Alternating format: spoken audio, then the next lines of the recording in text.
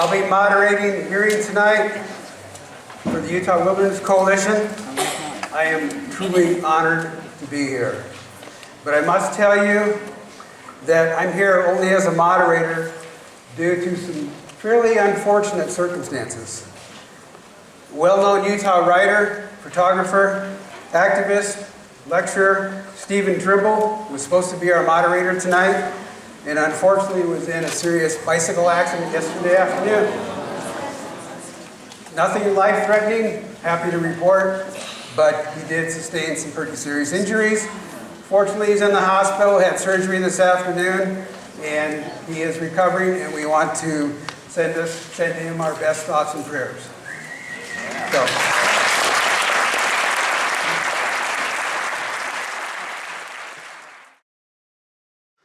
Dida Hobakanashaki Dida Hobakaita Public Lands Bishop Chaffetz PLI Initiative Oba, it's a disaster.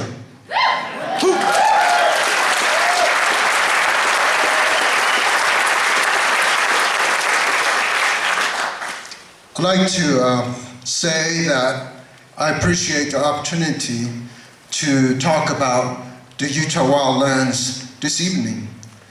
And for your information, I'm from San Juan County, Utah, and I've been involved in the discussion of public lands for a long, long time. All my life, it seems like. In 1968, Robert Kennedy met with the Navajos. I remember the elders saying, the land must be protected. Please go back to Washington, D.C.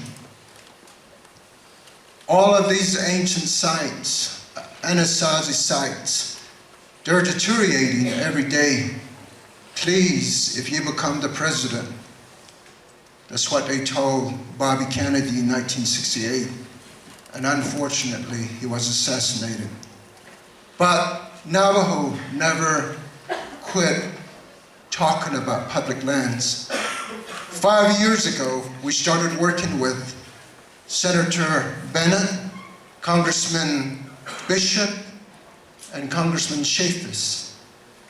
And I tell you, it was a long process trying to work with our congressmen. It has been truly a disaster. And he told us to work with the county commissioners, same situation. While we were working on the land planning process, the grand bargain, Commissioner Lyman started planning and did her tour, an illegal tour through an ancient site. The Navajos are very concerned about that. And as I read the pamphlet here, I agree with every statement that's made. And it is truly a disaster. So what do we do? In San Juan County,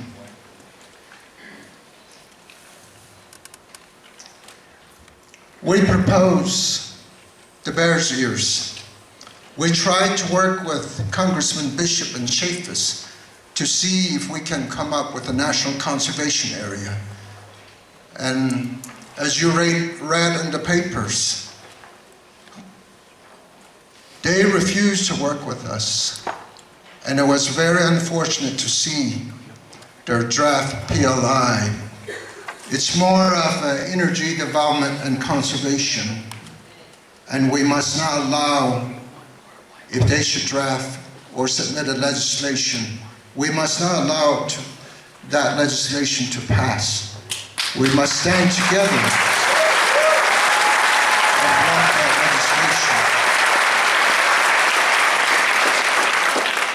legislation. In the recent days, most of the tribes in the West have formed a coalition and asked President Obama, before he leaves, to create a national monument, Bears Ears National Monument.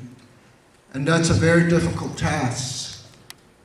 Tonight, I reach out to all and every one of you to help us work with President Obama and his administration to make this national alignment proposal a reality.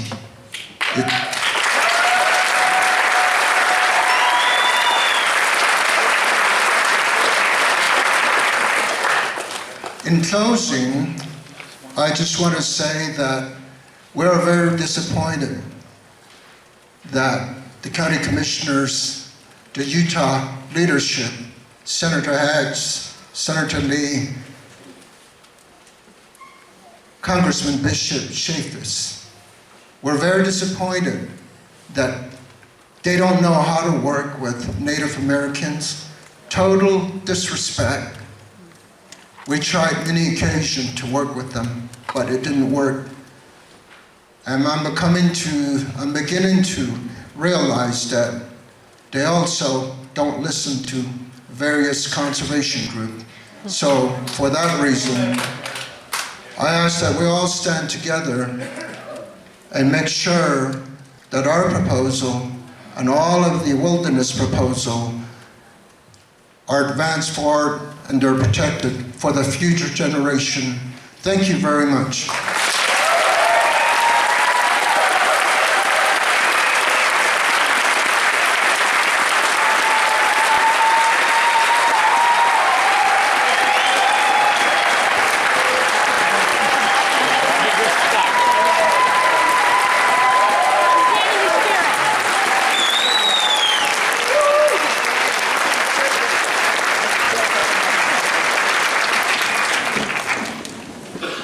Thank you, Mark. Very inspiring. Our next speaker, I'm delighted to introduce. Karen Shepard grew up moving from small town to small town in southern Utah, where her father worked for the U.S. Forest Service.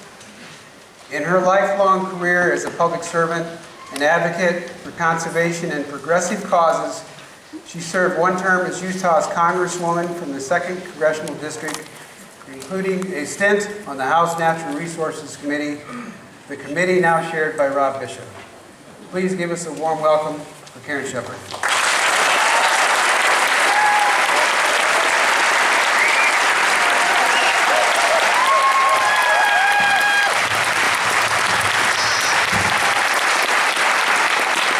Thank you all very much. It's a very great honor to be here. Mark Maryboy was in my office when I was there. It's nice to see you again, Mark. We were talking about these issues. I worked with Wilderness Society, I worked with the Sierra Club, I worked with SUA. I worked on wilderness, and I cared about it a great deal. And Scott is right, the work is never done. And the real story, of course, is all of you. Look at you. You're everywhere. There's so many of you. It's such a good story. It's really fabulous. And I'm going to come back to that at the end. But right now, I'm not going to talk about what Scott talked about because he told you so clearly what is wrong with this horrible bill that Bishop has brought forward. And Mark told you what's wrong with the Bears Ears part of it. I want to take you sort of into your imagination a little bit. Now, just go with me for a minute and think about what it would be like in Utah if the wilderness was gone. You know that word gone? Gone is a final word. It's like the word death. You know the word death? Death means finished. Gone means finished. It's gone. Now, I don't mean the desert's going to disappear. It won't disappear. It won't actually disappear. But when it's crisscrossed by roads, when it's littered by mines and oil rigs, now close your eyes and think about it. Just think about it. Think about a forest that's been denuded and then replanted. Vince and I lived in England for 6 years, and we were walking through a forest one day. We did all the country walks and everything. We were walking through a forest, and we said, there's something wrong here. What is it? What is it? We realized all the trees were planted in rows. True story. There was nothing wild about that forest. Nothing in the least wild about that forest.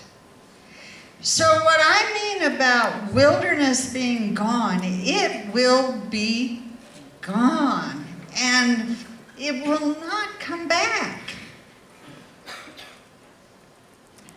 Now the trouble with America is that we're very young, 240 years old. That's a minute. That's a minute. We're 240 years old, and we've always had all of this space. Space everywhere. We cannot imagine when that desert won't be there. We cannot imagine when those forests won't be there. We can't imagine when there won't be enough air to breathe, enough water to drink. We can't even think about it. We lack the imagination to know what it will be like when it's gone. And that is our problem. And we have to get people to go there, to think about it. We have to get ourselves to go there and think about it. And we have to be motivated by that vision of what it'll be like when it's actually gone. I was on a third mesa of the Hopi Reservation once.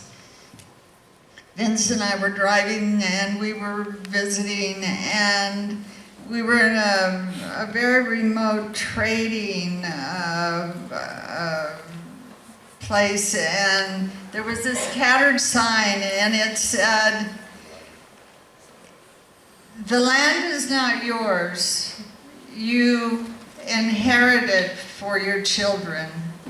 It's your children's land. It's not yours, it's not ours, it's for our children. And you know, the Indians knew because they came from ancient, I'll stop, I promise. They came from ancient people.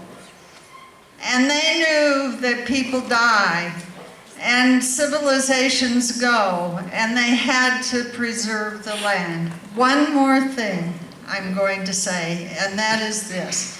I was a member of Congress, and I know that if you get vast numbers of emails, you will pay attention. If every single one of you in this audience goes home and writes every single member of the delegation and says that you don't like this bill, it will make a difference. And if you get 10 of your friends to do the same thing, it will make a big difference. And if you also write President Obama and tell him that you want the Bears Ears to be a national monument, it will make a big difference to President Obama. So put those things I said about your imagination into your heart and go home and get on your computer and do that, because you can change the world. I mean it.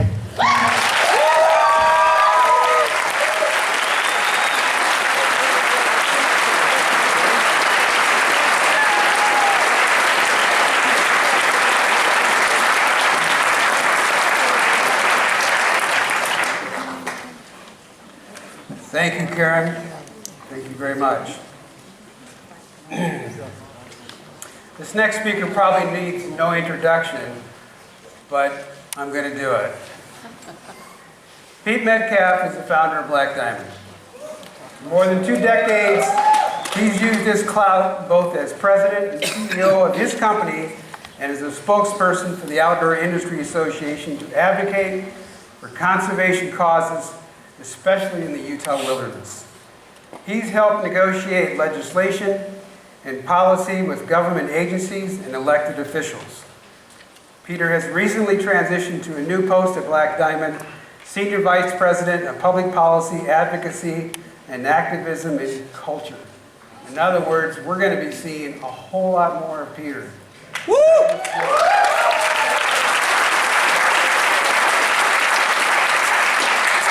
Please give a huge applause to my good friend, Pete Metcalf.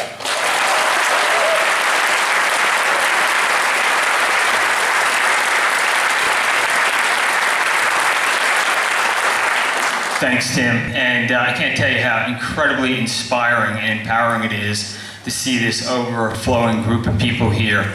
The electorate of Utah, the majority of Utahns, and I just regret that our elected officials can't see and hear what the majority of you want with your public lands. So I'm going to speak from a little bit of an economic standpoint, but let me kick it off this way. Over half a century ago, when Lyndon Johnson was signing the groundbreaking Wilderness Act, he said, quote, "If future generations are to remember us with gratitude rather than contempt, we must leave them a glimpse of the world as it was at the beginning, not just after we got through with it."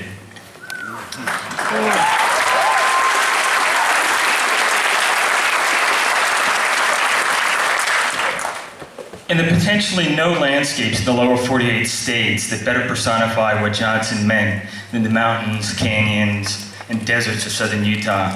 If protected as they are now, they have immense biological, spiritual, recreational, cultural, and economic value to all Americans, both native and non-native. These are environments that challenge the imagination, they nourish the soul, they reawaken our spirituality, they sustain a culture, and helps forge the people we are and our nation. They are integral to the ideology that is actually America itself. Rob Bishop and Jason Chaffetz draft Public Lands Initiative bill is not only an affront to the values of the majority of Utahns who recognize the immense value of these priceless, God-given, iconic landscapes that belong to all Americans. It's worse. It's a Pearl Harbor all-out attack that explicitly states that it's but the first devastating phase to accomplishing the full expropriation of the public lands in Utah and the dismantling of the federal land protections on them. Unfortunately, our political leadership's vision of Utah's future is about as far-sighted as that of projecting the rearview mirror view of the past onto the windshield of the future. They believe the way forward is almost exclusively through the exploitive and extractive legacy industries of oil and gas, tar sands, uranium coal mining, timber, and overgrazing. No question, these 19th and much of the 20th century industries that exploited the public lands did provide reasonable economic opportunities to some in an era of frontier manifest destiny and Cold War nuclear arms races. But the world changed. And I think all of us can remember what Moab looked like in the mid-1980s before climbers, mountain bikers, canyoneers, and hikers arrived. You could have bought the whole Main Street on your credit card.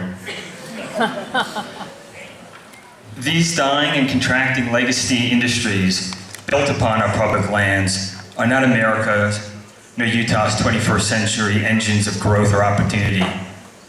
Yet in the past few years, Utah has had both some of the country's highest population and economic growth driven by our public lands, but this time through a different and a sustainable use of those lands. These landscapes, protected and well stewarded, are integral to the unique and magnetic Utah quality of life that both attracts and retains the best and brightest citizens and businesses drawn to access these citizens and all of you.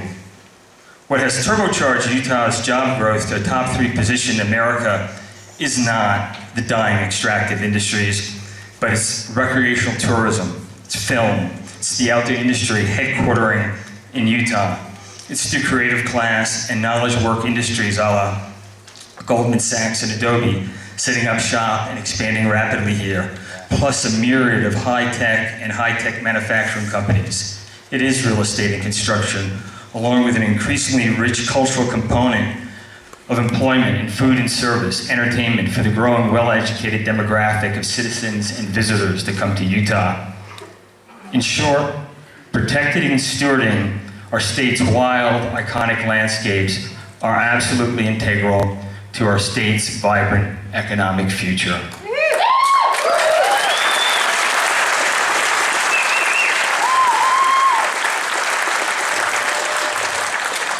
The PLI is an all-out assault on the quality of life foundation that our current economic and cultural vibrancy and prosperity is built upon. It represents either failure of our current political leadership to understand what is making us the desired place in America to live or work, or unfortunately it symbolizes just how beholden they are to the dying exploitative industries to fund their campaigns.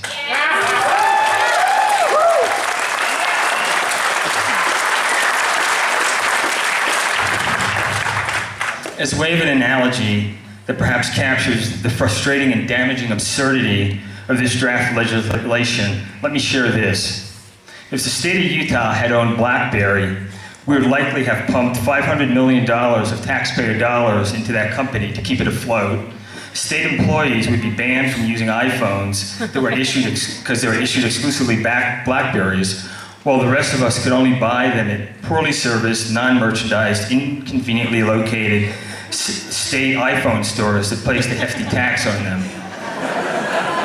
Absurd, stupid, yeah, for sure. But it's precisely what the PLI is doing for the extractive, dying legacy industries and to the detriment of the majority of Utah citizens and our economy. The price for the citizenry is the loss of our greatest economic, cultural, and quality of life asset, our well-stewarded, wild public lands. Once gone, as Karen Shepard just said, they are gone forever. So in closing, let me remind you of our 2 goals for the evening. First is to send a clear, powerful message to Representatives Bishop and Chaffetz, Ken Ivory, and the Utah legislature that the people of Utah see the PLI for what it is, a Pearl Harbor attack on the citizens of Utah, our economic vibrancy, our magnetic quality of life. They must make revisions if they hope to get our support. Secondly, because the behavior of our elected officials has shown time and time again to be antithetical to the wishes of the majority of Utahns and Americans on these issues related to our public lands, we are here tonight to raise both the decibel level of our PLI opposition and our public policy agenda to the point where we can not only be heard unmistakably in DC, but to a level where the White House feels compelled to act for the good of all Utahns and all Americans. I was back in DC this past weekend and was told just that. Speak up loudly, very consistently, and with a broad coalition that can't be ignored by the White House, even if our own Utah congressional delegation does. We can, and we will do just that, with the latter half of 2016, or the first days of 2017, taking us and our decades of work across the finish line of achieving meaningful, permanent protection for millions of acres of wild Utah red rock. Thank you.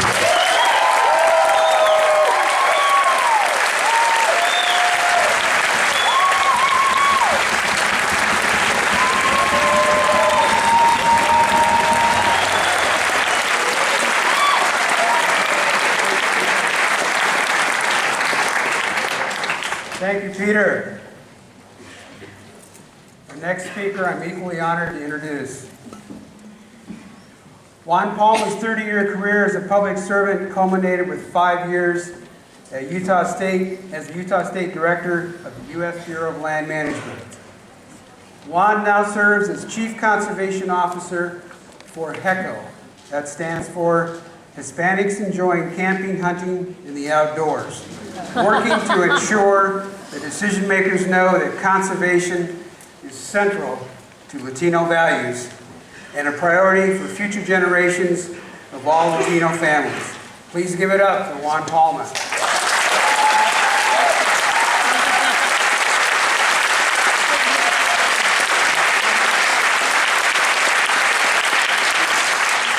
Thank you. Again, my name is Juan Palma, the former Utah Bureau of Land Management Director for the state of Utah. And currently, the Chief Conservation Officer for a new organization called Hispanics Enjoying Camping, Hunting, and the Outdoors.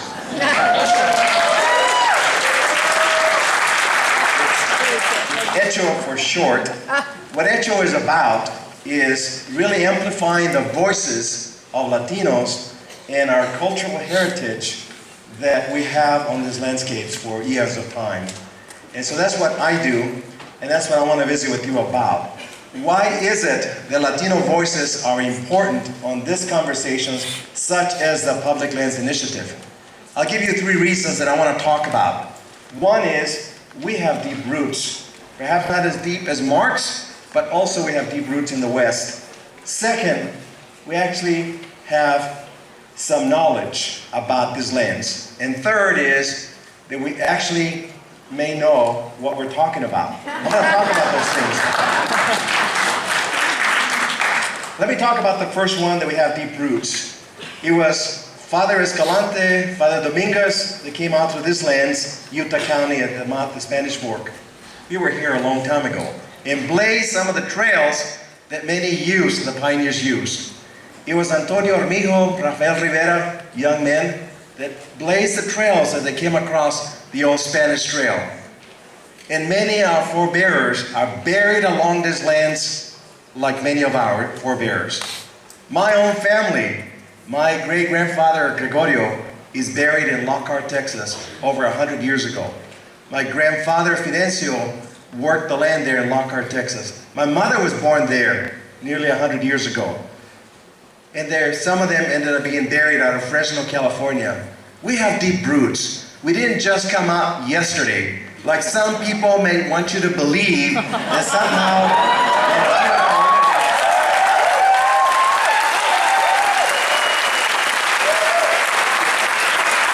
That is simply not the case.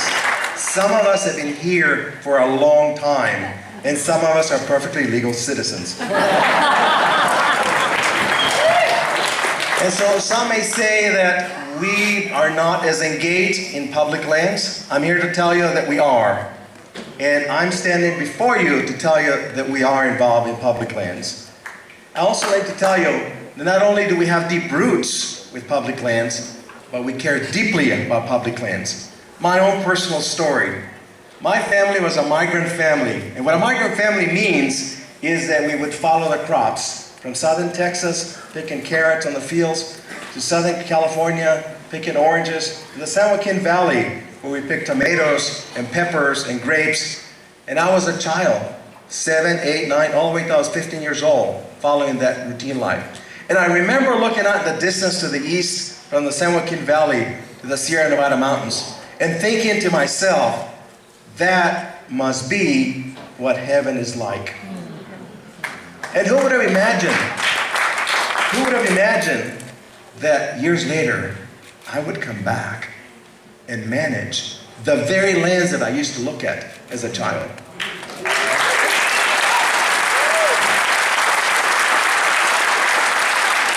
So for me, it's about a salvation for me. Public lands were a salvation to me. And I submit that it will be a salvation for many other Latino young people to stay in school and to do great things in their lives. So not only do we have deep roots, we care deeply about public lands. And the third thing that I need to tell you is that we are knowledgeable about public lands. And I am surprised that nobody came to talk to us about some of the things that are in the Public Lands Initiative. We could have described some of the things to do a little better.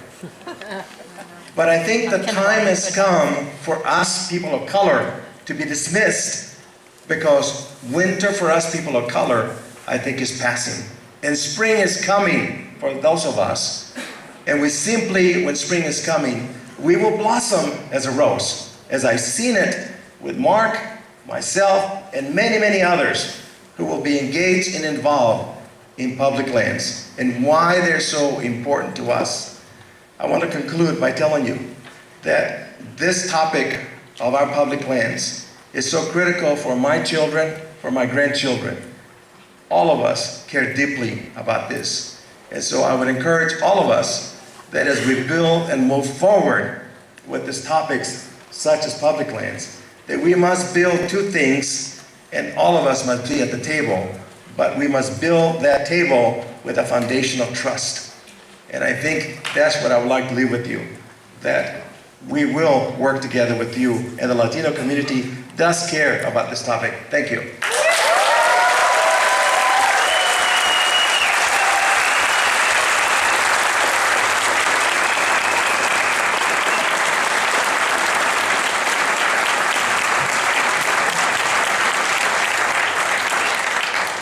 Thank you, Juan. Very well spoken. Next speaker, good friend of mine, Lauren Wood, grew up running Southern Utah rivers. She's now a third-generation guide for Holiday River Expeditions, the outfitting company founded by her grandparents, and an activist for climate justice, social equality, and human rights. There's a lot at stake. This public lands initiative does not only sacrifice some breathtaking landscape that I myself and many of you enjoy, but it also puts the Earth's livable climate on the chopping block. I have to be very real about that. We're not talking about just Utah, we're talking about a global problem here that we are very much connected to. But let's be honest, we knew that Congressman Bishop had no intention of preserving these lands. By far, his largest campaign contributions are the oil and gas industry. Yes. Chevron, BP, Exxon, Berkshire Hathaway, aka Rocky Mountain Power. The list goes on. These contributions are the only clear winners in this plan. They are hell-bent on taking from public lands, our commons, what will make them a killing and in turn surely kill us. Whether in the short term from toxic air and the ever-present threat of spills, leaks, and explosions, or in the not so very long term, pushing us over the threshold of a rising global temperature. These lands are intoxicatingly beautiful. They hold the capacity to reconnect our physical bodies back to our humanity. These public lands, the commons, are just that. They're for everyone. And they're for no one.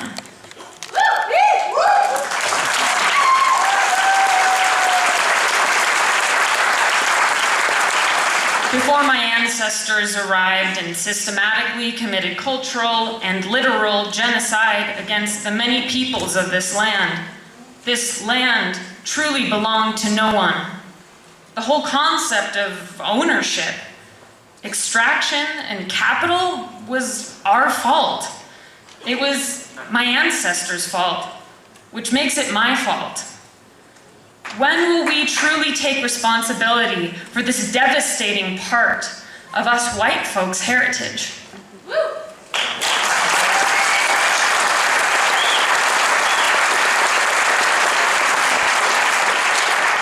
These lands are not your lands. These lands are not my lands. They are the commons, left to guide us back to the best part of our values. It is that part of us that we will need like a lifeline to get through the coming climate crisis. It is critical that we leave these resources in the ground where they are safe.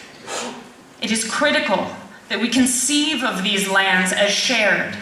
These rivers, these lakes, these canyons, mountains and plateaus, bottoms and basins, from sandy nooks to sacred crannies, these are all of our commons, These are no one's comments. These are spaces we come to thrive, to revel in, and respect. Places we return to. Protections like those proposed for Bears Ears lock in a safer future for such sacred lands. A growing movement to keep fossil fuels in the ground is creating a powerful momentum to end fossil fuel leasing on all federal lands. These efforts are courageous and strong, but to take on the hydra that the PLI could unleash upon these commons would be Herculean indeed.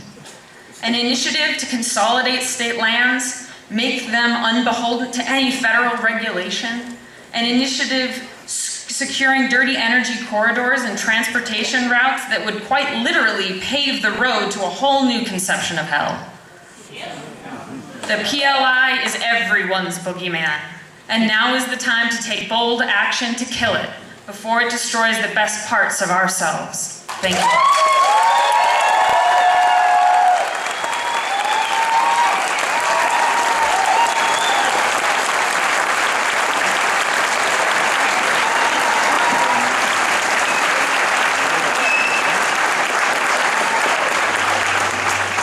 Thank you, Lauren. We'll get to our last speaker here in just a minute. If we still have a green card that you want to get into the queue, please bring it down or hand it off to one of the volunteers going up and down the aisle. Before I took over as executive director for Utah Physicians for a Healthy Environment, I had the very unique privilege of working for the Sierra Club for a good many years, and where I was deeply involved in these issues a lot. And I got to know some really amazing people, and one of those people is our next speaker. Amy Mills, who serves on the executive committee of the Utah chapter of the Sierra Club, and who also is a co-sponsor of tonight's event. Amy, please come up.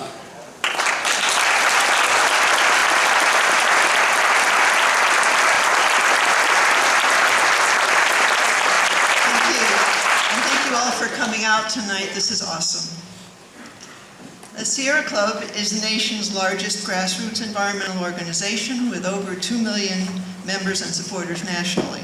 The Utah chapter, with over 4,000 active members, is dedicated to protecting Utah's natural landscapes and advocating for clean air, water, and habitats. We're pleased to address the Public Lands Initiative discussion draft. Sierra Club was invited by Congressman Bishop to participate in the PLI development 3 years ago, and we've acted in good faith to offer our perspective in each of the involved counties. Congressman Bishop's draft was unveiled after much anticipation, but what happened to the so-called grand bargain? Something went awry.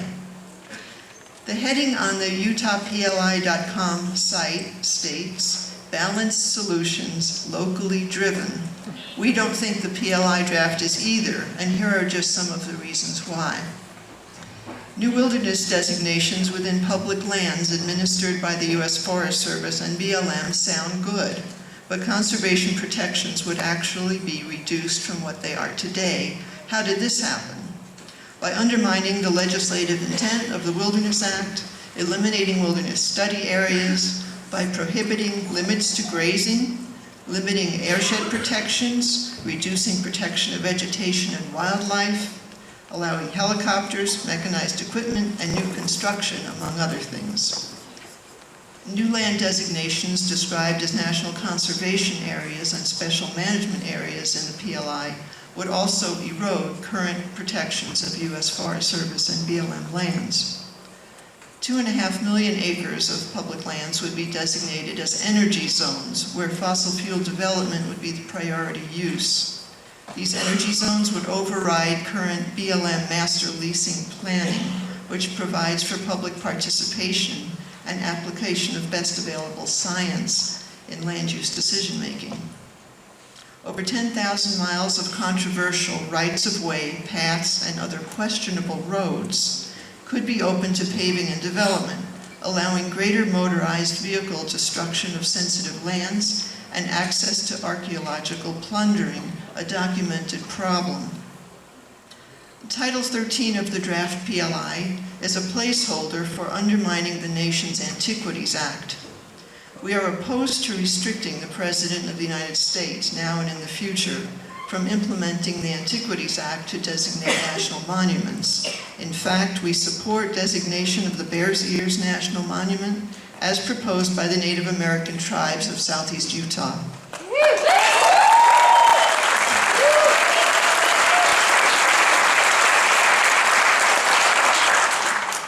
So we don't find balanced solutions in the draft PLI, now about locally driven.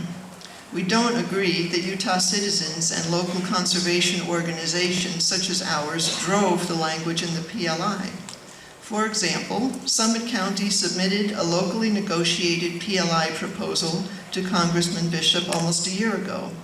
As a resident of the county, I personally participated in the advisory group that helped generate Summit's proposal. We expected to see this proposal adopted in the PLI, but to our dismay, the conservation provisions were significantly eroded. Sierra Club and others in the Utah Wilderness Coalition offered our analyses and advice to the other involved counties with mixed results.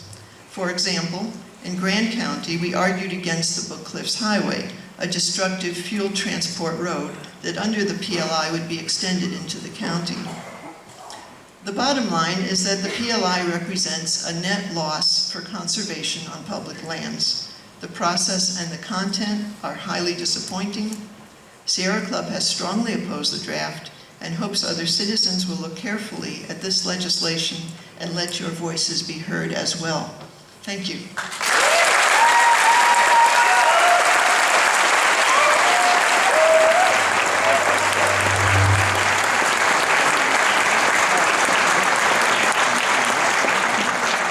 Thank you, Amy. Now we're going to get to the public speaking period. So it's your turn. Yay! Justice Louis Brandeis once said, the most important political office is that of a private citizen. That's you. So we've got a lot of people who want to speak, which is really great. So here's how the process is going to work. I'm going to call out 8 names in batches. When you hear your name, please come up, find a seat if you can towards the front, and then I'll invite 2 people to come up at these 2 mics. And I'll ask the first person to speak. When you are done, return to your seat, and I'll call the next person in the front row or waiting in line to speak. Then I'll ask the other person to speak. If we can make this protocol work fairly smoothly and efficiently, we'll be able to hear from as many of you as we possibly can. Always, always, please begin by stating clearly your name and what town you live in, because again, this is going on the congressional record. That's very important. Each of you will get 2 minutes to speak.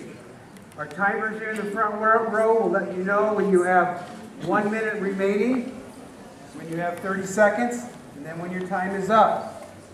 Please respect these time limits. So the first 8 names we're going to bring up: Erica Pollard, Art Lang, Kevin Jones, Sarah Stock, Dee Dee Carpenter, William Carville, Gigi Love, and Dee Allison. Come on up. Yeah, 4 of you should go over here and 4 over here in these front seats. That would be great.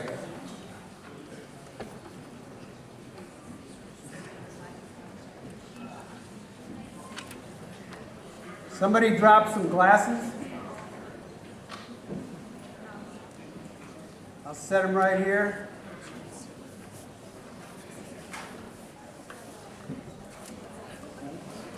Yeah, go ahead. Okay, okay.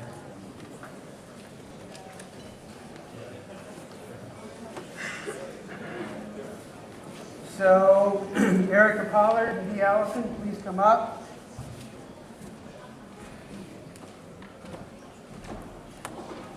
Erica, you're up. I'm Erica Pollard, speaking on behalf of the National Parks Conservation Association, a nearly 100-year-old organization long committed to the conservation and protection of our country's national parks. Since the Utah Public Lands Initiative began, NPCA has been an engaged stakeholder in the process, representing more than 1 million members and supporters nationwide. We long hoped for on-the-ground collaborative solutions to Eastern Utah's public lands issues. However, all semblance of compromise is overshadowed in the draft bill by broad policy provisions, some of which were not shared or discussed with stakeholders, and others that NPCA identified as non-viable compromises from the beginning of the process. While the discussion draft does include an expansion at Arches National Park, we are shocked by many of the other policy provisions in the bill and much of the draft language. NPCA is disappointed that our long-standing priority of completing Canyonlands by expanding the park boundaries to reflect the original vision for the park was not addressed. A Bears Ears National Conservation Area, as proposed in the PLI, would be adjacent to the park, but would not adequately protect the basin and its many natural and cultural resources from irresponsible off-road vehicle use and other potentially incompatible uses. The Bears Ears National Monument, as proposed to the Obama administration by the Intertribal Coalition, would provide much stronger protections for our Canyonlands completion area, and we are excited about its prospects. Though we support new wilderness designation inside the national parks as proposed in the PLI, the stipulations attached to the Wilderness Administration language would essentially reduce the level of protection for lands inside national parks. The draft bill undermines the Wilderness Act, potentially the Clean Air Act, and ultimately the authority of the National Park Service to fully manage wilderness values, as well as the park's natural and cultural resources. NPCA is also opposed to opening more than 2.5 million acres to expedited energy development. We're dismayed by the unacceptable giveaway of RS 2477 rights of way inside the parks and on the broader landscape. In closing, the discussion draft of the PLI does not represent a balanced approach to resolving Utah's public land issues, and in fact includes many threats to the national parks and the broader landscape in eastern Utah that we all hold dear.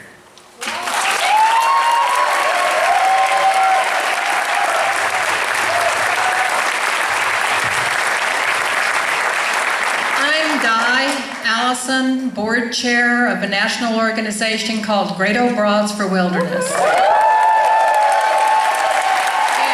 we have a gift for Representative Bishop tonight. Whoops. He's my representative.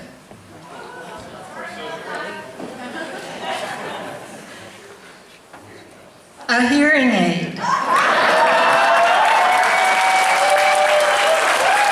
And it's green.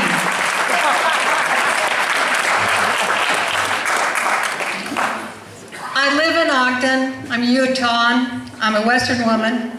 I'm an American. I'm the public in public lands. 3 points. This PLI proposal would butcher the definition of wilderness as set into law after years and years of collaboration and painful compromises. It would introduce new uses in wilderness that are outrageously inconsistent with and destructive to the intent of wilderness study areas and their management. It would create the energy zones you heard about on over 2.5 million acres that disregard multiple use management at a time we need to be finding ways to keep it in the ground. Having our public lands be part of the solution to climate change, not contributing to the problem. At 72, I am a great, very old broad, working for preserving and protecting wilderness and wild lands for future generations, as well as for these two.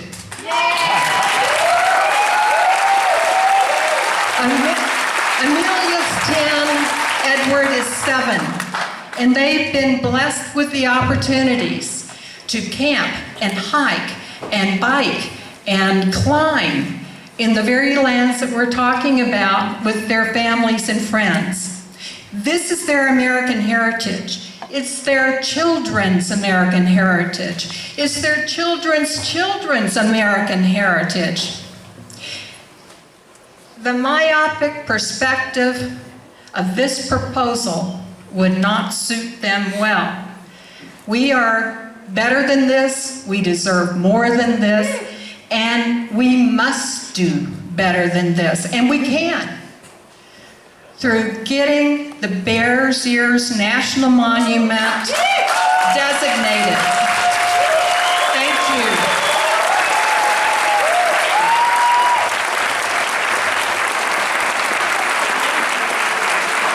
Next up, Easy Love and Will McCarthy. Will, you want to come up?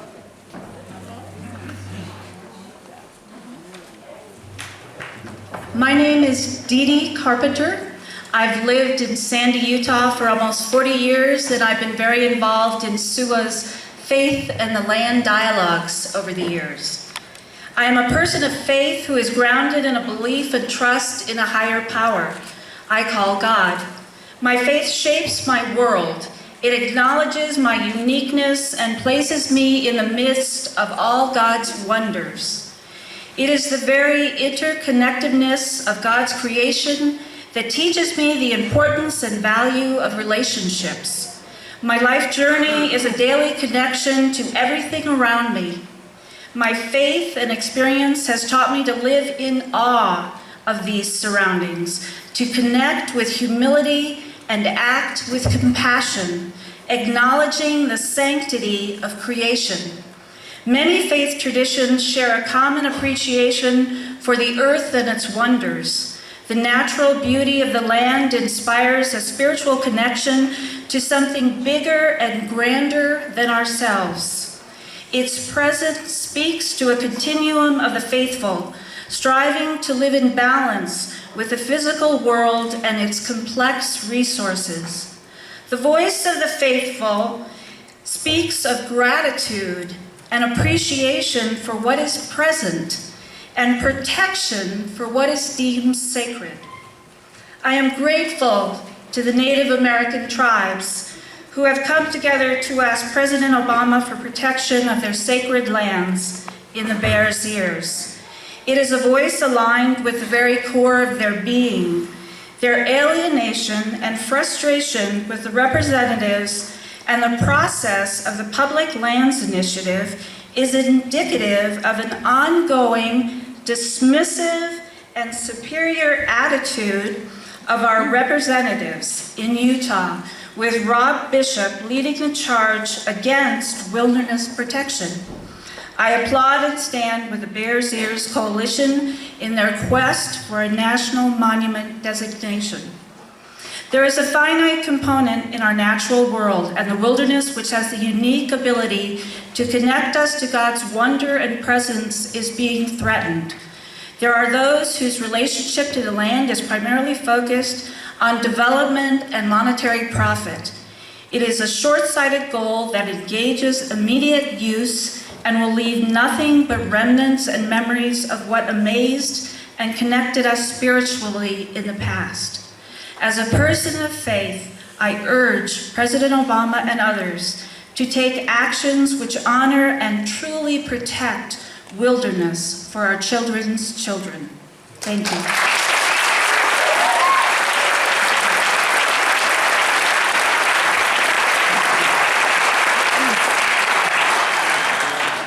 just want to remind our people who want to speak, make sure you watch our timers here in front.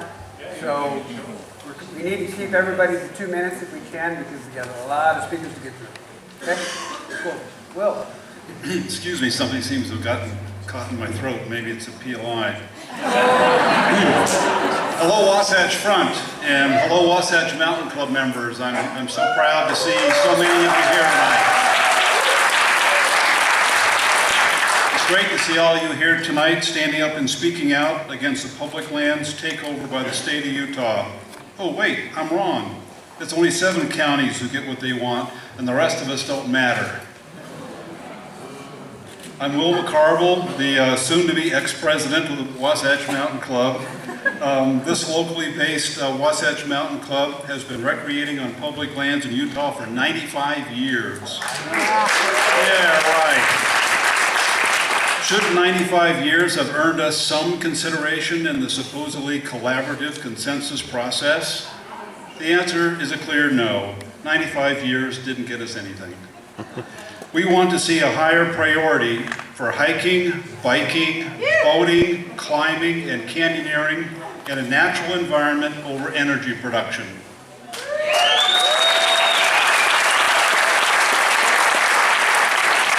We prefer to recreate where there are fantastic views of mesas and canyons, not drill rigs and oil flares. We like native plants and animals, not a landscape grazed to the dirt with cow crap in every stream. We believe there's already great access to our favorite places, and we do not want a spider web of roads cutting the land to pieces.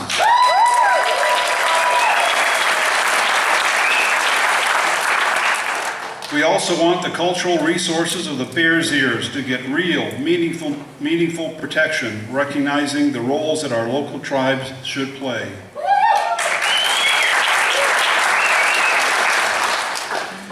The things that do matter to us were only given lip service in the draft PLI bill. This is why we have rejected it. We will continue to reject one-sided giveaways until collaboration and compromise recognize and protect the natural values of our public lands and turn away from short-term extractive strategies that's a long sentence, that are not beneficial for all Utahns. I guess I should have done some punctuation. We reject rewrites of the Wilderness Act, establishing dangerous precedents. And finally, we reject the idea that the PLI lands should become exempt from the Antiquities Acts. So, thank you.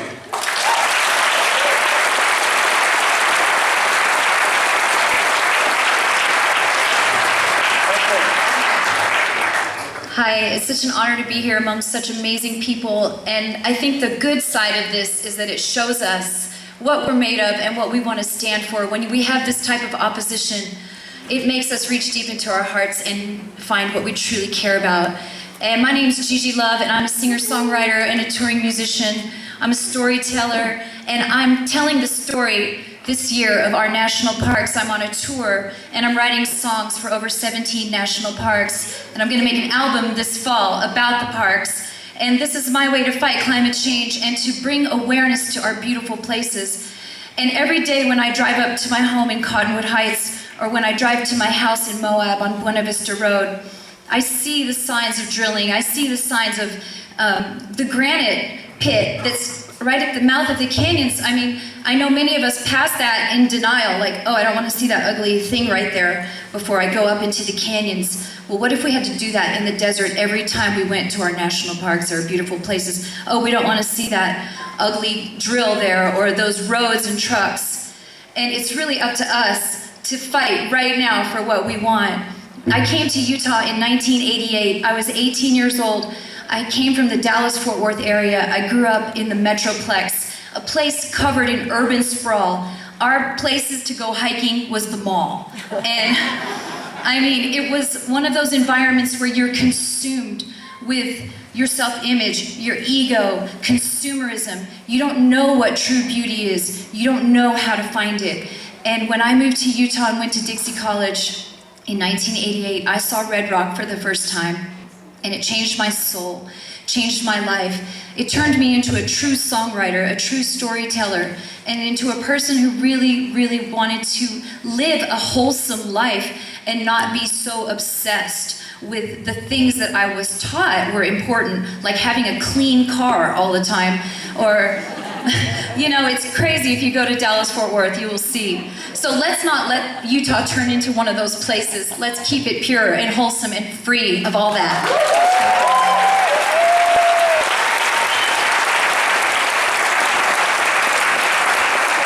Kevin Jones, Art Lang.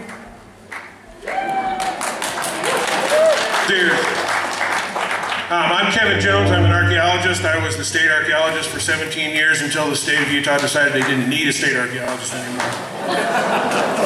I have read the discussion draft of the PLI put out by Representatives Cliven Bishop and Lavoy Chaffetz.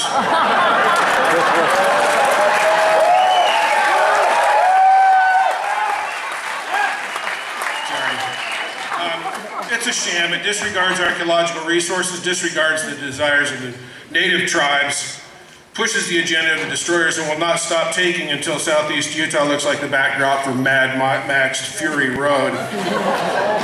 None of us would wish that on our descendants, even Bishop and Chaffetz, I hope. The PLI is focused on southeastern Utah, an area world-renowned for its incredible archaeological resources, including cliff dwellings, ancient towers, stratified cave sites, grand open villages, spectacular and mysterious rock art, Hogans and Wickiups, an area occupied to this day by Navajo and Ute people, an area considered to be homeland by Zuni, Hopi, and other Puebloan peoples, an area with archaeological resources of such incredible significance that a coalition of tribal governments has come together to urge President Obama to create a national monument to protect it. Yet in the 65 pages of the discussion draft, there are no references to archaeology or archaeological resources. There are 16 references to cultural and historic references, primarily in recitations of resources already protected under federal law. 16 references to cultural resources, but 52 references to grazing. 87 references to motorized vehicles and motorized travel, mostly to assert that such vehicles and travel will be allowed. 87. This is clearly not a document asserting the value of these lands. It is a document asserting the desire to exploit these lands, to find economic opportunities there, to use up and discard. So I have read, and am now discussing the discussion draft, and my discussion consists of a strong rejection of this proposal. And I urge all thinking, caring people to reject it and join with the native voices in urging President Obama to protect the bear's ears. Hello, my name is Art Lang. I'm a conservationist. I lived in Summit County for 20 or 30 years, and I'm really proud that my county was asked to step up and give a proposal that was then ignored, and they have now come out against the PLI as a result. I've worked for several decades with colleagues at the Wasatch Mountain Club and at SUA, protecting these lands and traveling in these lands myself. I believe that this PLI is a nefarious, a malicious attempt to subvert the wilderness process.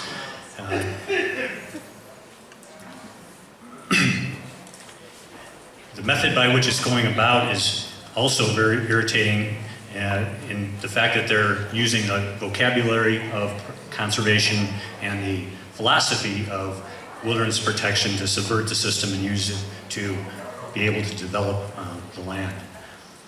To give you an illustration of the kind of attitude of the people that live in the land that are interested in harvesting these resources, I had an experience where I was traveling up a drainage, a beautiful red rock drainage in central Utah near Capitol Reef, on a perennial stream bed with willows and other perennial, other riparian plants and animals, and encountered a man that was harvesting the water from the stream and taking it completely out of the stream so that they could use it for irrigation.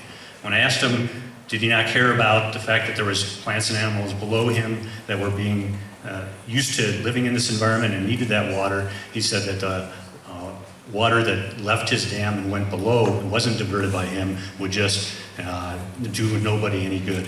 It was no purpose to let it go that way. I'm glad to be here in front of you. I'm tickled to speak to you as the public, but I really want to speak to my legislature, my government, and my president and say wilderness is wild. Wilderness is not drilling. Wilderness is not harvesting. Wilderness is not resource extraction. Furthermore, it doesn't really belong to the public. We are human stewards of the plants and animals and the ecosystem that is protected by our hard work in the past. Please, my government, my representatives, do not allow this PLI to be advanced.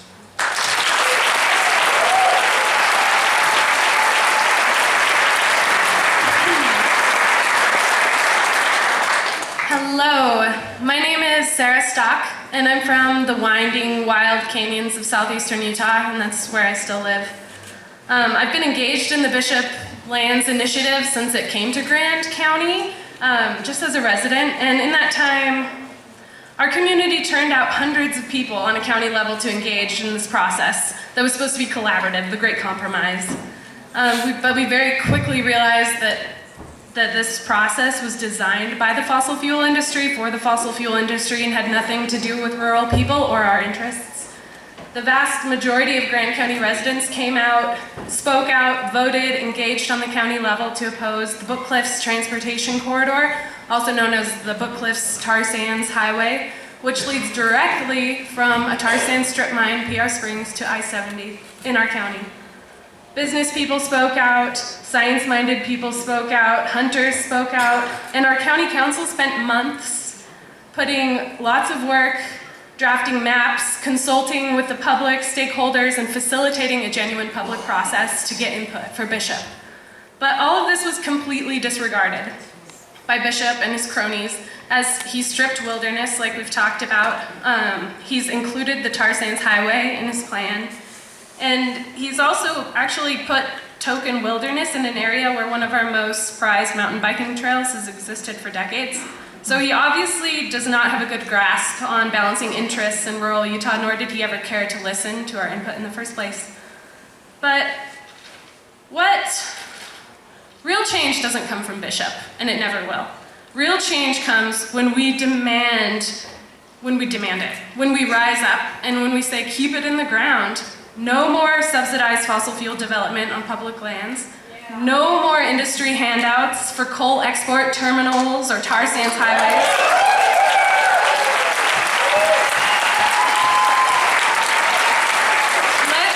Let's use that same public money to help us address climate change on a local level, to help us build resilient economies that are based on alternative energies that don't bust and leave everyone desperate for a job. Any job, even if it relies on the destruction of our livable climate. Because climate change is real, but so is our power when we stand up together, when we wield it together. So come to the next BLM lease sale that's happening here in Salt Lake City, May 17th, where we're gonna shut it down together, en masse.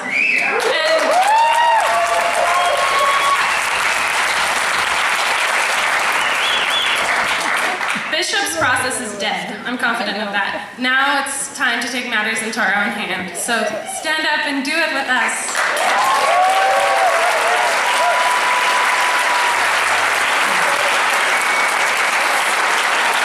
Thank you, Coleman. And Darren Bingham. My name is Asia Benus. I'm from Sandy and I'm an environmental humanities graduate student here at the U. And I'm going to speak really fast so I can do a little impromptu sing-along with you guys at the end. So I could make a fierce argument about why our Red Rock Wilderness doesn't deserve the exploitation that it awaited under the PLI, but I'm afraid to say that saving our wildlands isn't the only problem we have here today. Back in the 1970s, one of my mother's teachers warned her class about climate change. That's how long we've known about it. To make decisions in ignorance is one thing, but we are not ignorant of climate change. So when making local decisions about land use, we need to be considering the consequences on a global scale. To not do so is criminal. You see, the funny thing about public lands is that often when they become private, the fossil fuels underneath them are released into the atmosphere and become a public problem and a global crisis. According to NASA scientists, we're at a 400 parts per million CO2 concentration level compared to the 280 pre-industrial level. Once we hit 450, we can't turn back the effects of CO2 on our climate. We're currently releasing 2 parts per million into the atmosphere per year. So assuming that we don't start releasing more CO2 than we do now, at best we have 25 years before we hit the point of no return. I'm not making these numbers up. In January, I celebrated my 25th birthday. We only have a few more years to make a difference, and the decisions that we make are more important than I can put into words. Southern Utah is unique and beautiful and should be protected, and if Representative Bishop really listened to what the citizens of Utah have to say, he'd make Bears Ears a national monument. But there's more going on here. As not only Utah citizens, but global citizens, we have a moral obligation to do whatever is in our power to stop the extraction of more fossil fuels. So, I'm gonna start singing. Once you get the hang of it, sing along, please. People gonna rise like the water. We're gonna calm this crisis down. I hear the voice of my great-granddaughter saying, keep it in the ground. People gonna rise like the water. We're gonna calm this crisis down. I hear the voice of my great-granddaughter saying, keep it in the ground. One more time. People gonna rise like the water. We're gonna calm this crisis down. I hear the voice of my great-granddaughter saying, keep it in the ground. Thank you.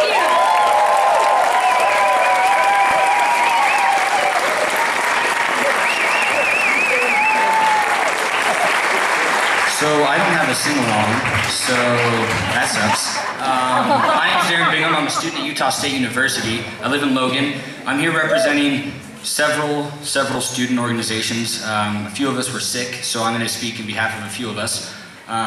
We truly believe as students at Utah State that our hearts lie in wilderness. If this PLI goes through, our future, my children's future that I'm not having, will be gone. Essentially, as a student, as a future leader, because Rob Bishop doesn't know what he's doing, I'm going to have to be a leader. So, standing here before you, talking to the students at my university, we have a Native American Student Council. After talking to most of the club, this whole public land swap thing that we're talking about, getting the land back to Utahns, well, let's give it back to the real Utahns, the people that were here thousands of years. And it is my true belief that we need to give these people respect. We need to give them back what is rightfully theirs. They are going to treat it properly. They're going to do what I would love to do, and so that's why they deserve to have the land. There's more cultural artifacts there than most places in the lower 48. And so as a student, as a future leader, please help me by electing Peter Clemens as our next representative. We cannot have Bishop in his position for the next 2 years. So if you know anyone that is in Rob Bishop's voting district, beg and plead to have Peter Clemens voted into office. Thank you and have a wonderful day, ladies. Let's talk for the people today, right guys? This is not a people's action, this is for those that want to exploit our future, take money from our children, and destroy our land. Do not let this happen. Once again, rise up and shout. We will be heard if we combine together. Thank you.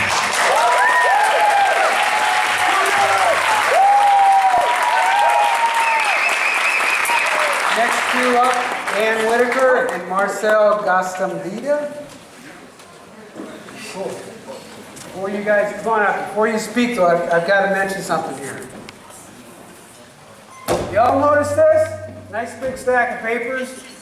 2,000 comments sent to Rob Bishop on the PLI. This is real. So just wanted you to be aware, there's a lot of support to this. So keep it up. I'm Ann Whitaker, and I want to add my testimony and my witness to those that have gone before me tonight and to this stack of papers as well. Let me tell you who I am. I am the great-great-granddaughter of an American West woman who ranched thousands of acres of land in Utah. That land is no longer ours, and it is now available to the public, and that brings me great joy. I am the granddaughter of a World War II veteran who found salvation and atonement in these public lands and showed me how to find salvation and atonement in these lands, these public lands that I share with you. I am the daughter of a mother who went and still goes to the mountain every morning to offer her prayers for her neighbors, her children, her community on public lands. And I want to stand as a witness that what I see happening with Representative Bishop's Public Land Initiative is a threat to not only these public lands, but are tied to them and our salvation and our atonement. And what I want to ask them are just a few questions.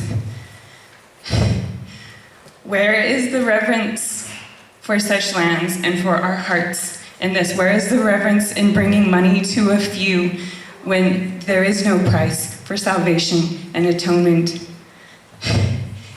Where is the respect and the reverence for our heritage and our posterity? And finally, I want to echo again and bring my witness that I also want to add and say, keep it in the ground, keep public lands public, and enough with selling our salvation.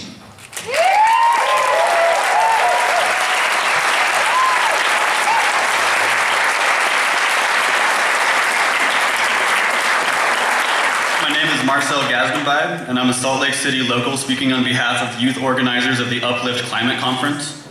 In addressing the Utah delegation, I'd like to say that while Uplift appreciates any attempt at collaboration, we reject the Public Lands Initiative in its current form. The public lands in question are ours as much as they are yours, and so we demand a voice in deciding their future. The youth of the Colorado Plateau will not accept the loss of wilderness at this scale. When considering the 4.6 million acres of wilderness quality land at stake, we reject the notion that only 1.7 million acres are worthy of protection. Since these landscapes are our home, we are puzzled as to how we can be earnestly asked to settle for little more than a third. How does one settle for 37% of their future? This inadequate proposal is a disgrace to the wilderness legacy of this country. Uplift refuses a rollback on wilderness protection. We refuse lax air quality standards. We refuse the creation of vast fossil fuel development zones. We refuse the creation of unnecessary and unwanted roadways. And we refuse the endangerment of the region's biodiversity. Uplift also demands that the PLI address climate change. Not only does it currently fail to do so, it exacerbates the predicted impacts of climate change on the region by tipping the balance on public lands away from preservation and towards even more fossil fuel development. With the acute understanding that we will see more massive changes in our environment due to human-induced climate change, we say keep it in the ground. We want our children to come of age realizing the potential of the Colorado Plateau as a global model for adaptation, rather than a ruined landscape left by their predecessors. Uplift also finds strength through diversity, and so we refuse to tolerate disrespect for tribal voices. We therefore must condemn the disrespect shown towards the Bears Ears Intertribal Coalition. Not only does the PLI fail to protect essential cultural areas, it also fails to elevate tribes to an equal footing in the management of their ancestral homelands. In addition, the PLI bill could place limits on the Antiquities Act, preventing future presidents from protecting culturally significant areas. Uplift believes true collaboration to be a noble and necessary goal for a sustainable future. However, the draft PLI includes the values of a few and alienates many. To disguise this bill as collaboration is nothing more than political deception. We know we must do better, and so we urge Utah's congressional delegation and other elected officials to begin again. This time, your youngest constituents demand the inclusion of both youth and tribal voices. As young people, we refuse to inherit the results of the current PLI. Please show us that your eyes are to the future and not lingering in the past, or focused on short-term monetary gain. Thank you.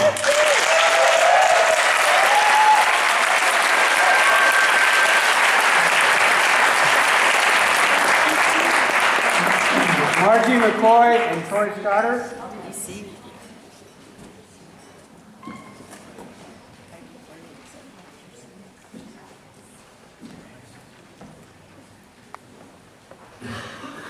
Wow, I'm really nervous.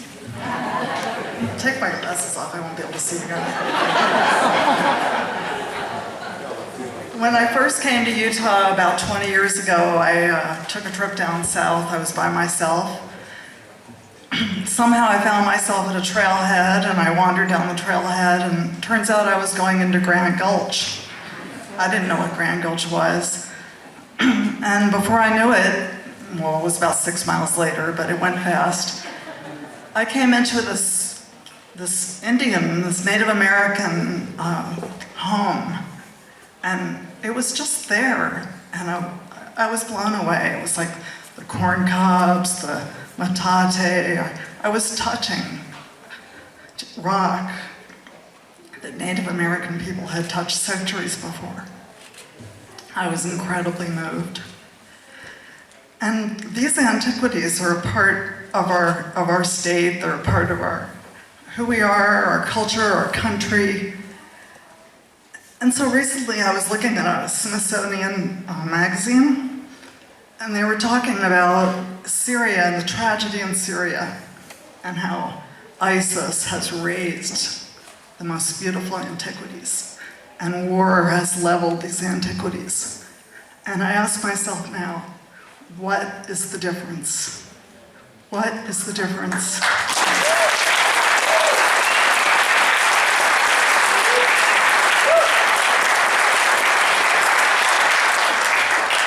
And so I begged President Obama to create the Bears Ears National Monument.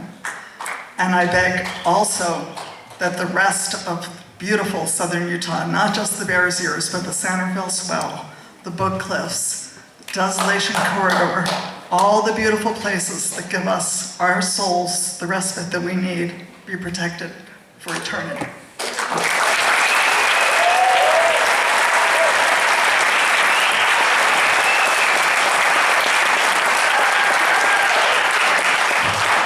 My name is Troy Scotter. I live in Orem, Utah, and I'm here representing the Utah Rock Art Research Association.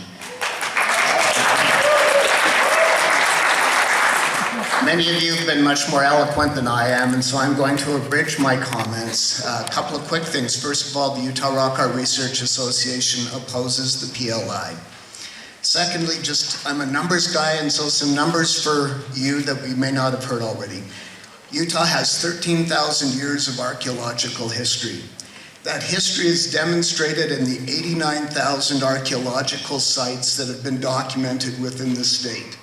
Those 89,000 sites have been found on the less than 10% of federal lands that have actually been surveyed.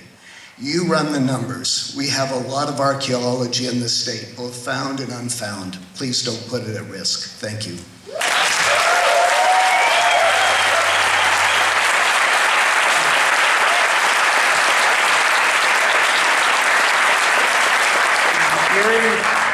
Erie Harton and Kirk Robinson.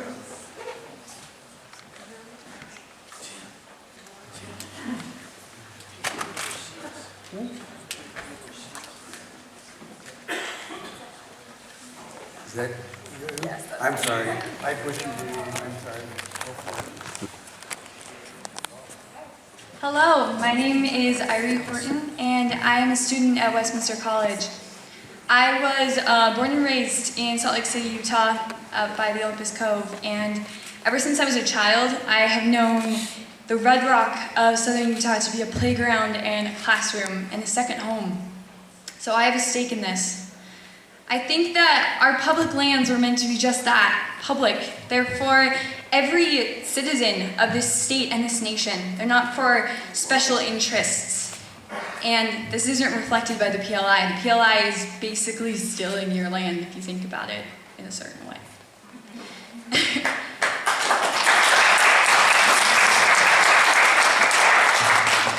I am a student of environmental studies at Westminster, and I am very familiar with climate science, and I can tell you it's undeniable. And the PLI would be a huge step backwards. Developmentally, economically, it makes no sense.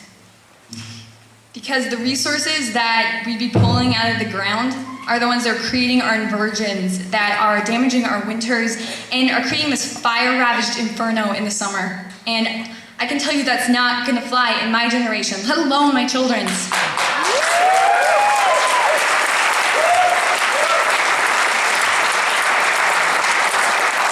I am coming here today as a student, as a daughter, and as a Utah native. I have seen in the last 20 years, basically, the tragedy of the commons unfolding again and again in Utah, and I hope this isn't going to be another one of those instances. I have also watched all of my immediate family members leave this valley in hopes that they could find some place where they can actually breathe in January.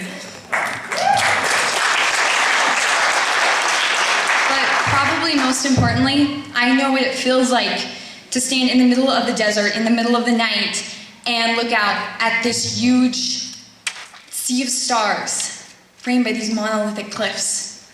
I know what that feels like, and I hope so much that my children, that your grandchildren can know how that feels too. Thank you.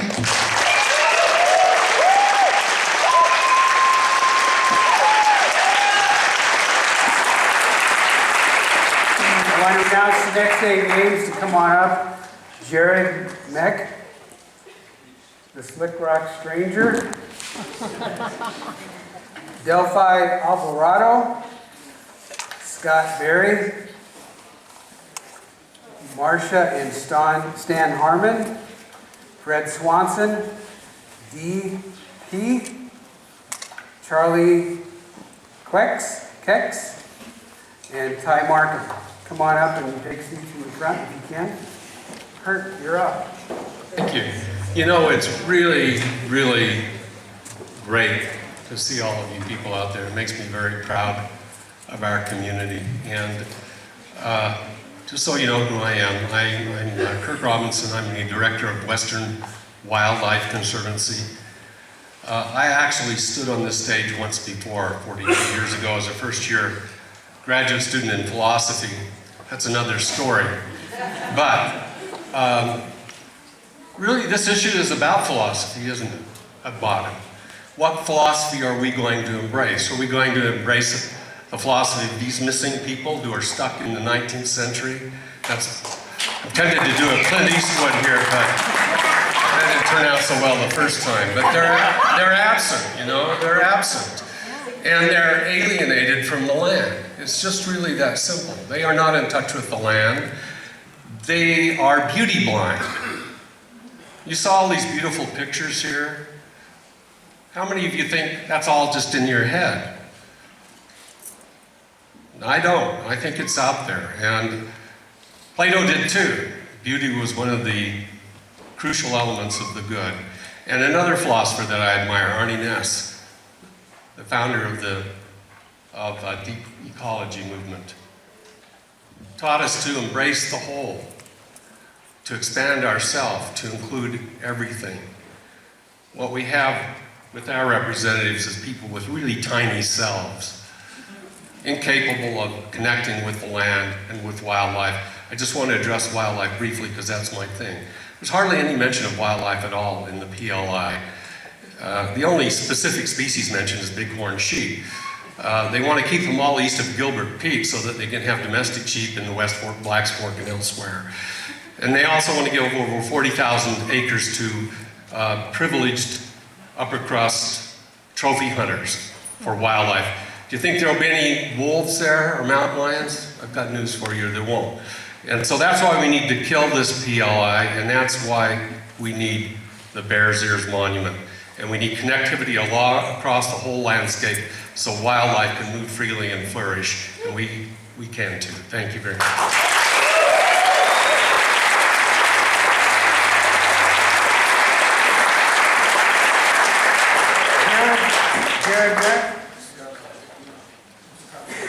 Jared, and Slick Rock Stranger, you're up after that.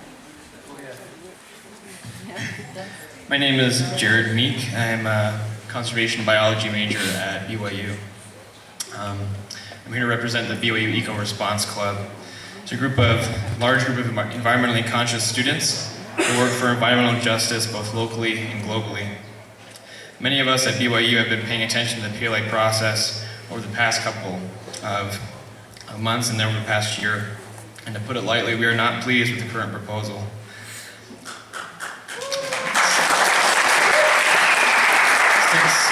Since BYU is affiliated with the LDS Church, I feel it appropriate to repeat the words of Spencer W. Kimball, a former prophet of the LDS Church, who taught, "We recommend to all people that there be no undue pollution, that the land be taken care of and kept clean, productive, and beautiful. If we choose to defile the earth, we must live with the stench, sickness, death, and ugliness of a ravaged environment, and will answer to the Creator for desecrating His property."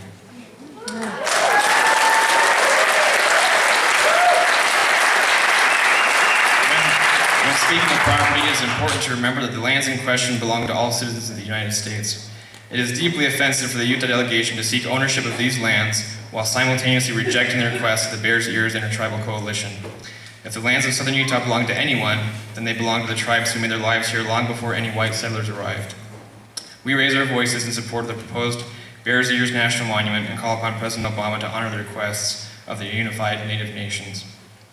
At BYU, we believe that the earth has been entrusted to humankind to care for, and that we have a sacred stewardship to conserve and preserve our beautiful home for future generations. After all, it is we, the younger generation of this state, that will have to live with the choices of those currently in political office. We ask the Utah delegation to heed the words of Stuart Udall, former Secretary of the Interior who was influential in the passing of the Wilderness Act of 1964, the Land and Water Conservation Fund Act of 1965, and the Endangered Species Preservation Act of 1966, who was also a member of my faith. He said, "It is fallacy, in my view, to attempt a justification of conservation solely in short-run economic terms. It is time for the American people to assume the burdens of maturity. Social values must be equated with economic values. The overriding need for an environment that will renew the human spirit and sustain unborn generations requires some sacrifice of short-term profits." It should go without saying that we cannot support Representative Bishop's Public Lands Initiative proposal. In closing, in the words of Edward Abbey, the idea of wilderness needs no defense, it only needs more defenders. I thank those present for being those defenders, and ask the Utah delegation to cease their attacks and join us in defending the historic lands of southern Utah.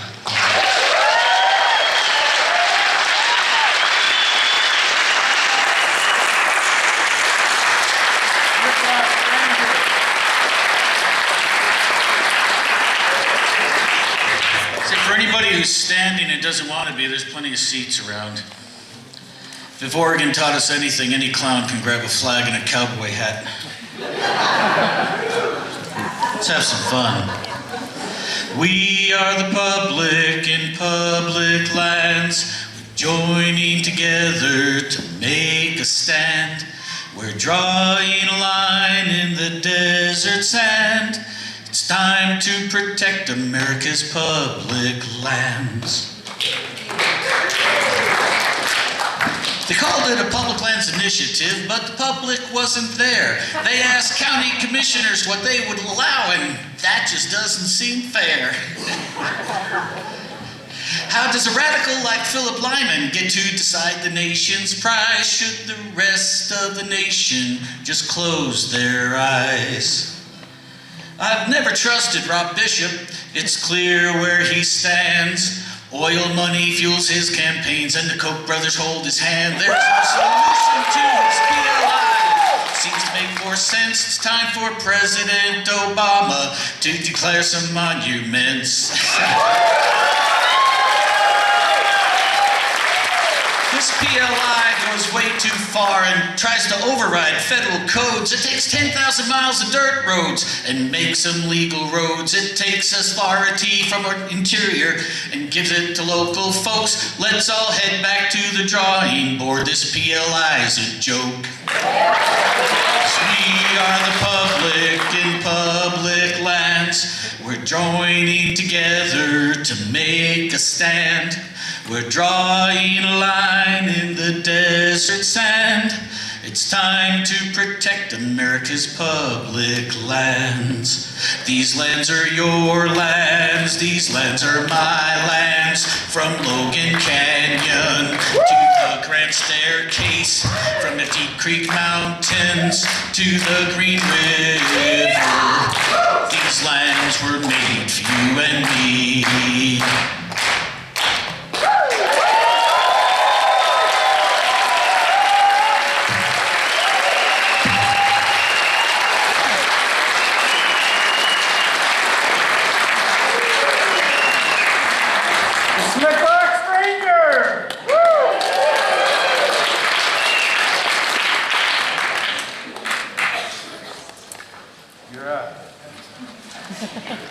Good evening. My name is Scott Berry. I'm a native Utahn. My principal home is in Torrey, Utah in Wayne County. I'm one of the owners of the Boulder Mountain Lodge in Garfield County. And I'm also the board chair of the Alliance for the Wild Rockies and for the Wild Utah Project. And I've got about 50 years of history in environmental battles in Utah. Speaking from all those perspectives, and on behalf of those organizations, we oppose the Public Lands Initiative, and we certainly support the immediate creation of the Bears Ears. In terms of all the rationales that have been offered here tonight, I can't really do any better than what everyone's had to say so far. But I do have a couple of things to say to these folks right here. First of all, I'd like to say that these gentlemen should be ashamed. They should be ashamed for the disrespect they've shown to the people in this room and to the people on the Wasatch Front. I can't help but conclude that they have nothing really but contempt for the public that's involved in these decisions. And so I think they owe us an apology. And I think the people on the Wasatch Front ought to demand such an apology from these gentlemen. And I'd like to see that happen someday. I don't know if I will. And since they won't listen to us, then I think all we can do is speak to someone who we hope will. To President Obama, to the administration, to the other members of Congress, and say, gentlemen, please hear our prayer. Please realize that what you've heard from these men is a frank, bald-faced lie, does not represent the interests of the public, and would be the worst thing to do for the future of Utah. That, hear us tell you that that is an untruth. And I think if they'll listen to us, that may help us reach our goals. And so I'd like to just finish by saying, I'm not much of a guy for prayers really, but I'll make a prayer tonight. And I'd like to invoke the spirit of the bear, the spirit of the great bears, and make a prayer that the people in Washington hear our voices and ignore what these men say, and they create the Bears Ears National Monument and protect the other lands of southern Utah. Thank you.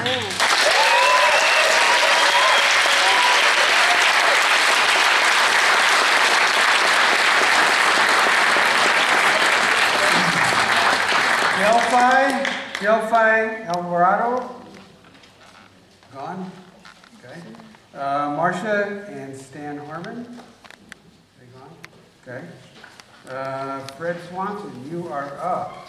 After that is Dee. Is Dee here? Okay, come on up. And thank all of you who are here tonight. I have one more statement to add to the 2,000 that's right here. All of you know that Utah is a land of exceptional wilderness.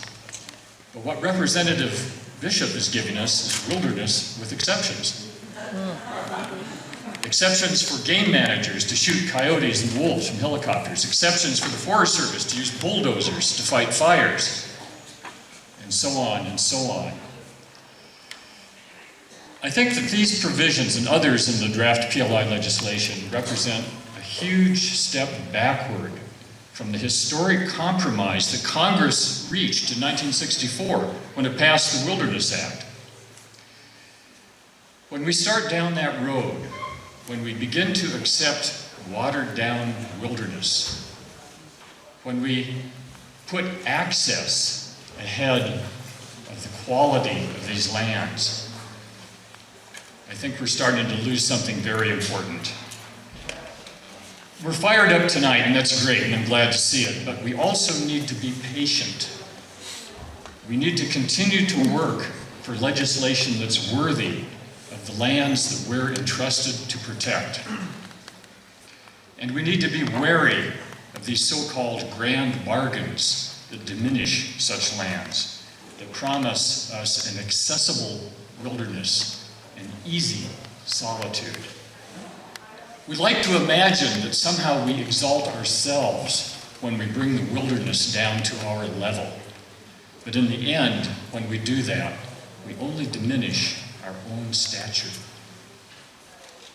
This is the time to stand firm. We're going to have to stand, I think, for a long time and work for what these lands truly deserve. Thank you.